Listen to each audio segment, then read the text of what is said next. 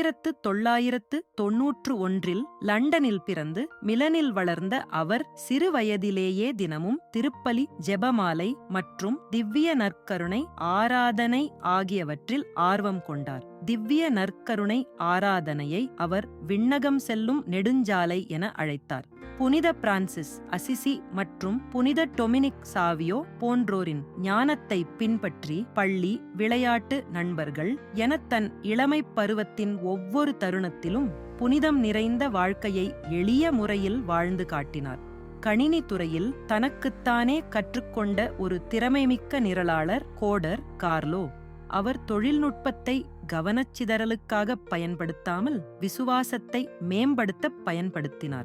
உலகெங்கிலும் நடந்த திவ்ய நற்கருணை அற்புதங்களை ஆவணப்படுத்தி ஒரு வலைத்தளத்தை உருவாக்கினார்.